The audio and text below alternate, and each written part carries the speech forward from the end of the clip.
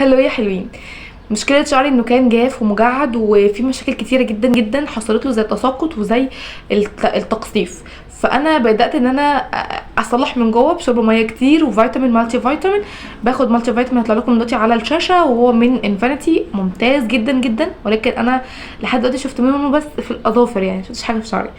طيب ازاي اعمل لنفسي روتين رخيص لشعري وفي نفس الوقت ما اكونش بضره وفي نفس الوقت اكون برطبه ومحافظه جدا على طوله، ما يتقصفش ما يقعش، كل الكلام ده. شامبو حمام كريم.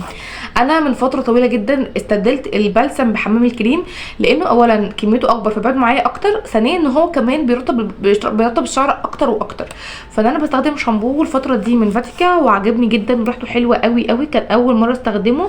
فبمناسبه الفيديو فهو لا عجبني قوي، ريحته حلوه وبينضف الشعر كويس قوي، وبنفس الوقت مش بيسيبه مش بيسيبه ناشف قوي.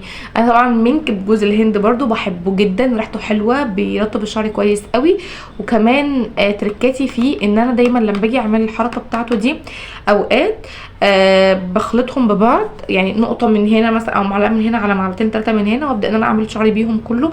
لو انا مثلا هعمل بيبي، لو مش هعمل كده وهغسله بالطريقه الطبيعيه، بغسل طبعا منبت الشعر بالشامبو كويس جدا، وبعدين ببدا احط على اطراف الشعر منه، والباقي منه بقى، يعني الباقي من حمام الكريم بجيبه ماشي واعمله زي الكريم كده، وابدا ان انا احطه على الاطراف الاوائل بتاعت الشعر من الناحيه دي، برده مهم قوي.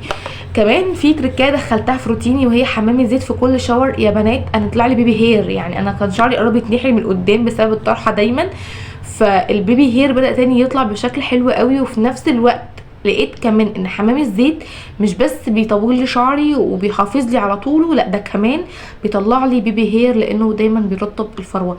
دايما خليها قاعده عندك، طالما فروتك مترطبه كويس شعرك هيطول وهينعم، دايما خليها كده ومش هيطلع لك قشره.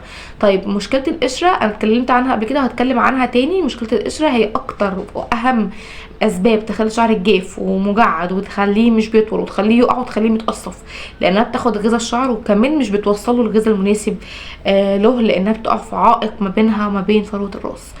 بس اشوفكم على خير فيديوز جديده، ولو عجبكم الفيديو لايك وشير، اوعوا تنسوا كمان السبسكرايب على قناه اليوتيوب.